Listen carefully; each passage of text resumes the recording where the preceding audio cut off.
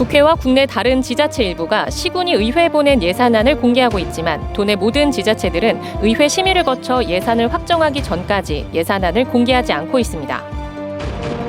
삼척 도계 지역에서 50년 가까이 된 탄광 사택을 헐고 공공주택 사업을 건립하는 사업이 추진됩니다. 강원도의회 교육위원회가 강원도 교육청이 편성한 전자칠판 예산을 전액 삭감하는 등 240억 원의 예산을 삭감했습니다. 강릉 경포 상류의 주컨저수지가 수질 개선 사업을 통해 한 달 만에 4등급에서 1B등급으로 개선돼 관심을 모으고 있습니다. 안녕하십니까. 뉴스데스크 강원입니다. 세수가 줄면서 지자체마다 내년에 긴축 재정을 예고하고 있습니다. 그런데 강원도 모든 지자체가 의회 심의를 거쳐 예산을 확정하기 전에는 예산안을 공개하지 않고 있습니다. 주민들이 나와 관련 있는 사업이 어떻게 진행될지 전혀 알 길이 없는 겁니다. 국회는 이미 정부 예산안을 공개하고 있고 다른 지자체들도 일부에서 이미 예산안을 공개하고 있습니다. 허주희 기자가 취재했습니다. 전라남도 여수시 홈페이지입니다. 내년에 편성한 예산안 전체가 공개돼 있습니다. 시민단체의 요구를 받아들여 올해 처음 예산안을 홈페이지에 게시한 겁니다.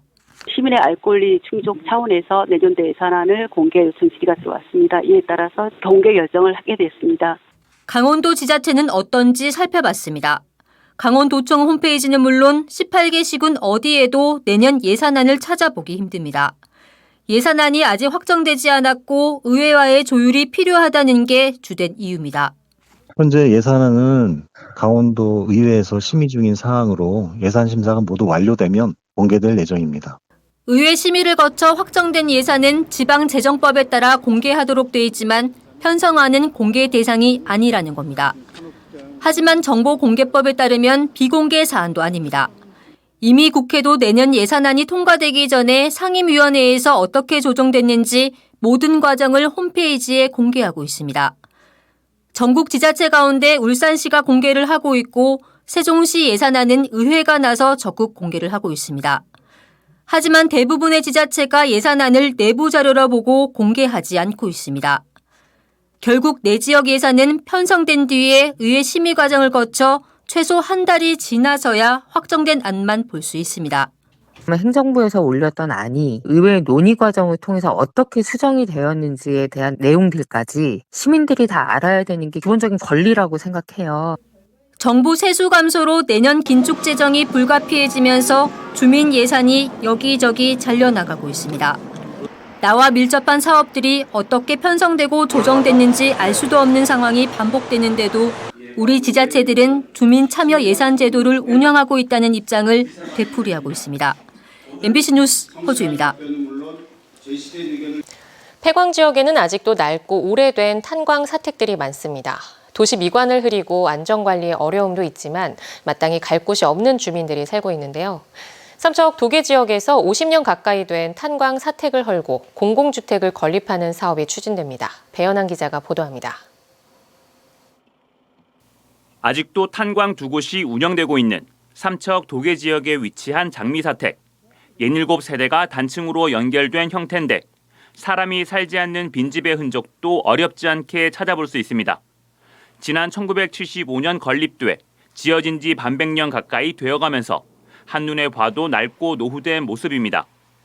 좁은 진출입로와 방치된 빈집들로 인해 지역에서는 장미사택의 정비에 대한 요구가 지속적으로 제기되었습니다. 화재가 날 경우 소방차가 드나들기도 어렵고 주위 미관을 해치는 경우도 있다는 겁니다.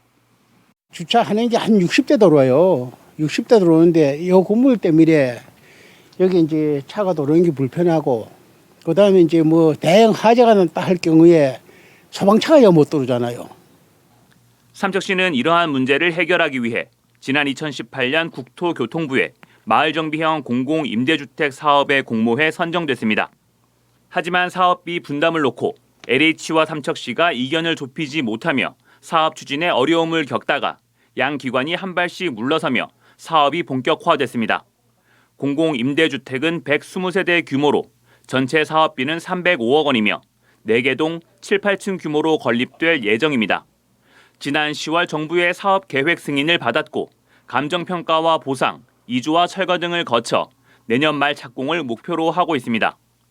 향후 계획은 2024년 상반기에 LH 강원본부에서 물건 조사를 시작으로 감정평가 등을 실시하고 2024년 연말 착공을 목표로 아파트 입주 목표는 2027년 3월로 폐광 지역인 삼척 도계 지역의 주거 문제 해결에 일부 도움이 될 것으로 기대되고 있습니다. MBC 뉴스 배현환입니다. 강원도 교육청이 편성한 전자칠판 예산이 도의회 교육위원회에서 전액 삭감됐습니다. 각종 의혹과 논란이 명쾌하게 해소되지 않자 도의회가 제동을 건 겁니다. 이재규 기자가 취재했습니다. 강원도의회 교육위원회가 도교육청이 편성한 내년 예산 가운데 240억 원을 삭감했습니다. 학교 전자칠판 지원 155억 원, 춘천고에 지을 학생 독립운동기념관 34억 원, 평창 교육도서관 신축 26억 원을 전액 삭감했습니다. 스마트기기 지원 예산과 경영정책 추진 예산은 일부 삭감했습니다. 특히 강원도 교육청이 야심차게 추진했던 전자칠판 예산을 모조리 깎았습니다. 전자칠판 사업은 몇몇 특정 업체 몰아주기 아니냐는 특혜 의혹과 교육청 특정인에 의한 행정 파행 논란 등 각종 의혹과 논란의 중심에 있던 사업이었습니다. 감사원도 교육청을 2번 방문해 전자칠판 관련 자료를 가져갔습니다. 강원도의회 교육위는 감사원 판단을 본 뒤 사업의 계속 추진 여부를 결정하겠다고 밝혔습니다. 현재 교육부 감사원에 조사 자료가 제출이 돼 있어서 그 결과에 따라서 교육청이 입장 표명을 하고 난 후에 추후 사업을 계속해서 진행을 하는 것으로. 강원 평화경제연구소도 예산 삭감은 당연한 일이라며 교육청은 이제 이 사업을 중단해야 한다고 주장했습니다. 강원도 교육청은 예산 전액 삭감에 당황하는 모습입니다. 하지만 사업을 계속 추진하겠다는 의지는 분명히 했습니다. 도의회 교육위원회의 예비심사 과정에서 지적된 내용을 보완하고 학교 현장의 다양한 의견을 수렴하여 내년에도 전자칠판 보급 사업이 계속될 수 있도록 노력하겠습니다. 삭감된 예산이 살아날 수 있을지는 다음 주 예결 특위를 거쳐 2주 뒤 열리는 본회의에서 최종 결정됩니다. 각종 의혹과 논란에도 교육청이 꿋꿋하게 추진했던 핵심 사업 예산이 삭감되며 향후 교육정책 추진에도 차질이 불가피해 보입니다. MBC 뉴스 이재규입니다. 강릉 경포호 상류에 있는 주컨저수지 수질은 최근까지 호소수 기준 3, 4등급 정도로 그리 깨끗하지 못했습니다. 그런데 강릉시의회 요청으로 지난달 주컨저수지 일대에서 수질 개선 사업을 벌인 결과 1등급 수질을 확보했습니다. 김인성 기자입니다. 수처리를 한 저수지 물을 골고루 뿌려줍니다. 제올라이트계의 루미라이트라는 천연 광물을 활용해 오염물질을 흡착시켜 가라앉히고 호수에 있는 인 성분 등의 물질을 머금고 가라앉은 뒤엔 플랑크톤의 먹이가 되는 방식입니다. 10월 5일 4등급에서 사업을 시행한 뒤 1B등급으로 개선됐습니다. 일종의 유용 교환 효과를 이용한 방식입니다. 플러스 양이온 성격의 수질 개선제가 음이온 성격의 부유 물질 등을 흡착해서 침전시키는 그런 원리로. 실제로 주컨저수지에 물을 떠 인근 다른 하천수와 비교해 보니 한눈에 봐도 깨끗하다는 것을 알 수 있습니다. 예, 방금 이렇게 뜬 물입니다. 아마 멀리서 보시면 한눈에 좀. 우와. 담수량 113만여 톤의 주컨저수지는 농업용수 공급을 목적으로 지난 1972년에 만들어졌습니다. 하지만 수질이 호소수 기준 4등급 이하로 나빠 수질 개선 필요성이 제기되었고 지난 2021년 강릉시 의회의 요청으로 이번 사업이 이루어졌습니다. 경포호 상류에 있어서 깨끗한 물을 확보하기 위한 차원에서 추가적으로 저희들이 의회에서 21년도에 장년저수지 시연회 할 때 요청을 했습니다. 오염수를 처리할 대형 시설을 갖출 필요가 없고 화학약품으로 처리하지 않는 상대적으로 친환경적인 방식이란 장점도 있습니다. 수질 개선뿐만이 아니라 수생태계 전체, 퇴적물까지도 복원시키면서 수생태계를 복원시키는 기술이라서 주컨저수지뿐만이 아니라 국내에 이제 여기저기 오염된 지역에서는 어디든지 사용이 가능하기 때문에. 주컨저수지는 경포호 상류에 위치해 있어 깨끗한 수질이 유지된다면 앞으로 이 물을 활용한 다양한 사업을 추진할 수 있을 것으로 기대됩니다. MBC 뉴스 김인성입니다. 오늘 새벽 경북 경주시 동남동 쪽 19km 지역에서 리히터 규모 4.0의 지진이 발생한 가운데 강원 동해안에서도 올해 84건의 지진이 발생한 것으로 나타났습니다. 기상청에 따르면 강원 동해안에서는 지난 3월 22일 규모 1.2의 지진이 발생한 것을 시작으로 올해만 84건의 지진이 발생했습니다. 이 가운데 규모 2.0 미만의 미소 지진을 제외하면 모두 20건의 지진이 발생했습니다. 최근엔 지난달 24일 오전 9시 11분 규모 2.7의 지진이 동해시 북동쪽 49km 해역에서 발생했지만 별다른 피해는 없었습니다. 2024 강원 동계 청소년 올림픽에 대비한 대테러 합동 훈련이 오늘 강릉 스피드스케이팅 경기장에서 열렸습니다.